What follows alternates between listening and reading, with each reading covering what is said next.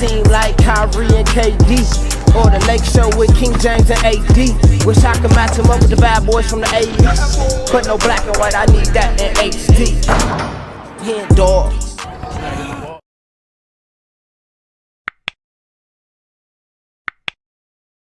Yo, what's good, y'all? It's your boy HenDawgz, and we back to it. You know how we do it. I watched an NBA game from every decade. This is gonna be 2000s to present. So if you haven't subscribed to the channel, go ahead and subscribe to the channel, man. We are on the way to 10K. Go ahead and like this video. If you like this video, go ahead and write something in the comments. The first two parts have been great. We started in 1950. And then we just finished the 90s. So if you haven't watched those first two episodes, I would suggest watching those first before you watch this one. And this is gonna be like the finale. So let's get into it, man. We got how I watched an NBA game from every decade. Let's get it. Oh yeah, and if I look a little funny, man, I just woke up from a nap. So if you think I look crazy, just mind your business. Just mind your business. Eventually in 2001, the illegal defense rules would be legislated out of the NBA. Which brings us to the next decade. Thank God. Before we get into the 2004 those illegal defensive calls in the 90s, those shits was terrible. Like, I'm happy they changed that. Finals, let's take a minute to get our bearings for where we are in NBA history. During the inaugural season in 1947, the league average was just 68 points per game. However, scoring steadily increased throughout the 1950s. By 1962, the league was averaging 119 points per game, which is still an all-time record to this day. Scoring then stayed steady in the 70s and 80s. The average hovered around 108 or 109 points, but then the 90s hit. In 1997, scoring went below 100 points per game for the first time since 1956. That started an 11-season period where the league average was below 100 each year. 2004 was perhaps the lowest point for offense. Not only was the league average just 93 points per game, but the NBA title was won by the defensive-minded Detroit Pistons. This is a list of the 10 lowest scoring champions of all time. 9 out of the 10 teams on the list are from 1955 or earlier. The only exception is the 2004 Pistons. Despite winning a ring, Detroit averaged just 90 points per game. And they did it. Looking back on it though, like if y'all ever watched any of my videos, I'm a diehard Laker fan. Like, the Lakers is who I bleed. I bleed purple and gold. But like, you gotta respect them 2004 Pistons. Like, I feel like a lot of the people that was grew up in the Michael Jordan, Magic Johnson era, y'all always respect the bad boys, because like, looking back on it, they was some real rugged fellas that play hard, and they found a way to get it done. My era is the same way with the 2004 Pistons, with the Ben Wallace and the Tayshaun Prince, Chauncey Billups, like Rasheed Wallace. Like, them guys was real rugged, man. Like, I ain't gonna say they was the most talented. They didn't have guys that was averaging 30, 40 points, but them guys was tough, man. Them guys was tough. Shout out to the 2004 bad boys. With an elite level defense. With the illegal defense rules gone, players were now free to give help without worrying about being called for a technical foul. The Pistons defense revolved around that help. Whenever Kobe had the ball, the defender one pass away would shrink the floor, forcing Kobe to either pass. I'm gonna give them their credit, but y'all know I gotta talk my shit. Y'all know I gotta be real. That right there, Kobe just missed that.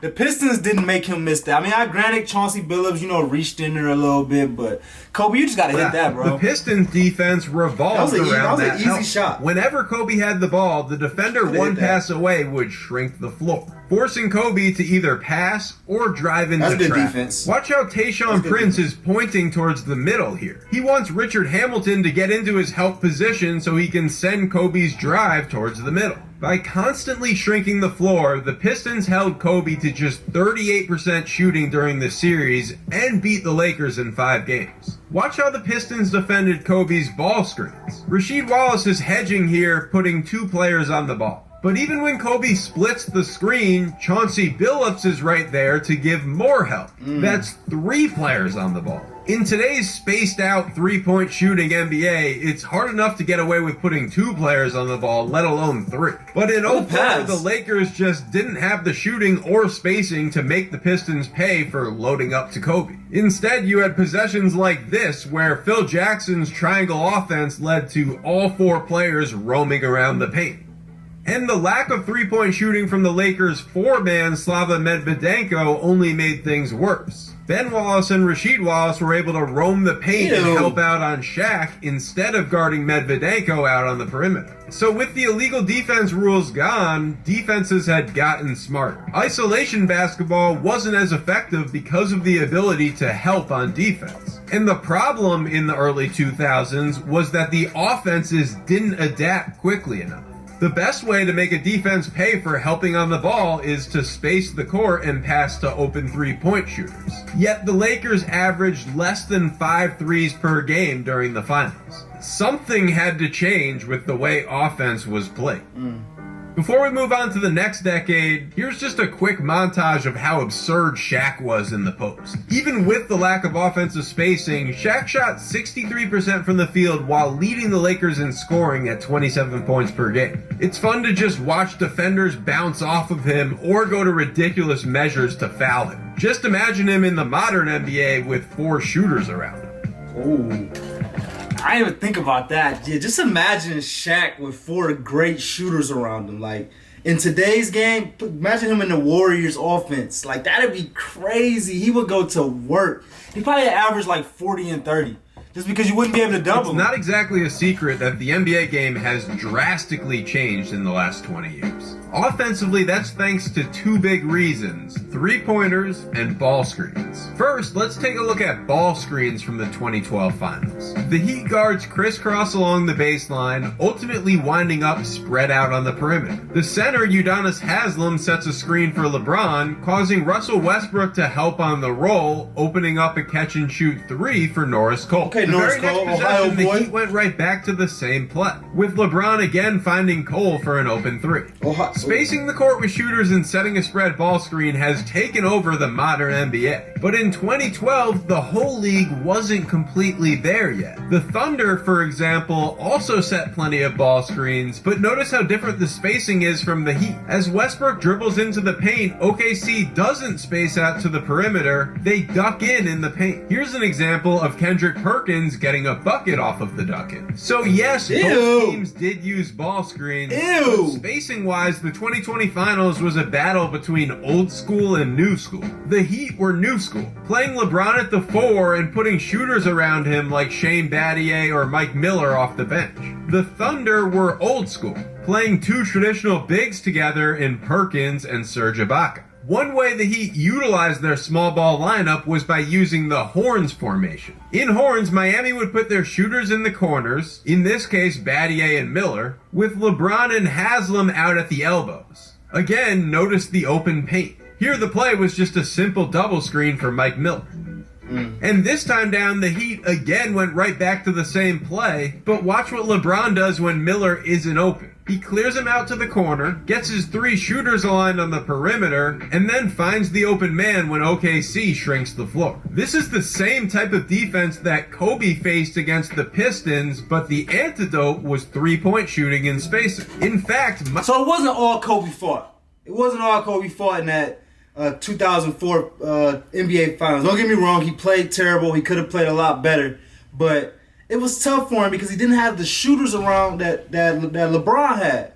You know, when teams sag against you, it's very important to be able to have shooters that's ready to shoot and make teams pay for sagging. And Kobe didn't have that, LeBron did, so that's why LeBron won. Mike Miller himself had 7 three-pointers in this game. He had 0 twos to go along with those 7 threes, a sign of the changing times. Overall, the Heat as a team made 14 threes. By comparison, the most the Lakers made in a finals game during 2004 was just 6. LeBron himself didn't make a single three during Game 5, but I'd argue he's the best passer in NBA history at finding spot-up shooters on the perimeter. No one is better at drawing the defense towards him and then manipulating it to find the open shooter than LeBron. What y'all think? Did y'all hear what he just said? He don't think there's one player that's a better passer in the sense of trying to find open shooters than LeBron. That's a good argument, man, because I feel like I can picture it in my head millions of times where LeBron is finding the open three-point shooter. But let me know. At times, that willingness to find the open man has even sparked criticism of James from people who want him to be more aggressive as a scorer. But when his teammates are hitting the open shot like they were in this game, it's hard to argue with the results. He finished with 13 assists and a triple. Dwayne Wade wasn't a three-point shooter for the Heat either. But D-Wade and LeBron were so good at cutting off of each other. Instead of spotting up on the perimeter, they'd use those basket cuts to get downhill into the paint. And that all brings us to our final decade and the current year. Warriors Celtics 2022. Okay. Chances are, if you've made it this far in the video, you're a pretty big basketball fan. And you probably already have a good feel for what the current NBA is like. If you're a subscriber to the channel, I've also already done full-length videos on some of the biggest changes. There's a 16-minute video on how defenses switching screens has changed the game, and there's a 13-minute video on how offenses are now using 5-out spacing. How y'all think about me reacting to those? I think there must be some really good like informational videos. Like I think I do a good job of doing educational videos, entertaining videos. And then, you know, just videos is just like in between both. But I think those ones that he just was kind of talking about, I think they would be great educational videos. So let me know if y'all want me to do those. In this year's finals, we saw plenty of switching and 5-out from the Warriors and Celtics. As a result, versatility is now more important than ever. It's hard to be on the court during the playoffs in 2022 if you can't switch screens and guard multiple positions. Facts. Otherwise, you're going to be targeted in mismatch situations. Offensively, of course, the superhuman shooting of Steph Curry has changed the game. Players are taking more off-the-dribble threes than ever before, and you certainly can't get away with the sagging on-ball defense of the 80s and 90s against the league's top shooters. It was fun to watch Marcus Smart's physical ball pressure against Steph and the rest of the Warriors guards. The Celtics as a collective are as aggressive and physical as any defense I saw while making this video. Teams do still strategically sag off of non-shooters. Peyton Pritchard is out well above the three-point line to take away Jordan Poole's jump shot, but instead the Celtics are able to sag off of Andre Iguodala, giving help in the paint on Poole while at the same time daring a three from a below-average shooter. By sagging off of a non-shooter like Iguodala, it can help you contain the shooters. The trajectory of Al Horford's career might just show how much the game has changed more than anything. The first 7 seasons of his career, he made a total of 10 3-pointers. The next 7 seasons, he made 510. Not only that, but in Game 1 of this year's finals, he made a career-high 6 3-pointers. The most by a player in a finals debut ever. That's what's up, man. Shout out to Al Horford. Al Horford is the prime example of he decided, or he kind of realized what he needed to do to stay effective in the league.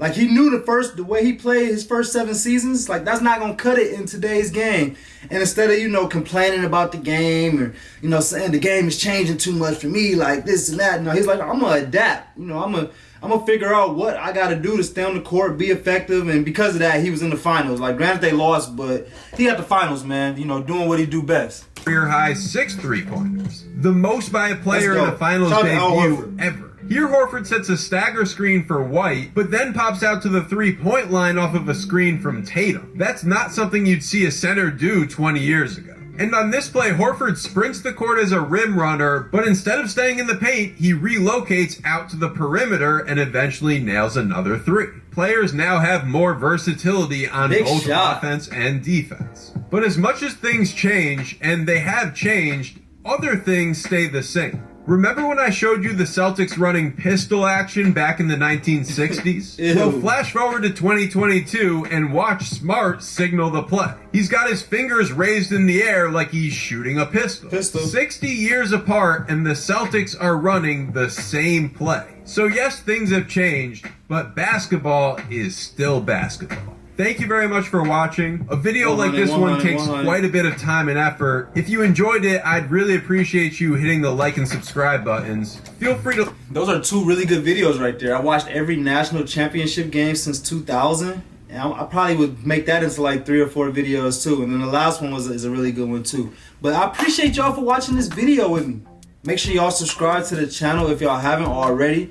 Make sure y'all like this video if y'all like this video. And go ahead and write something in the comments. Let me know what your favorite era of basketball is. Was it the 50s or was it the 2020s? Let me know in the comments, man. But I appreciate y'all like always. We out.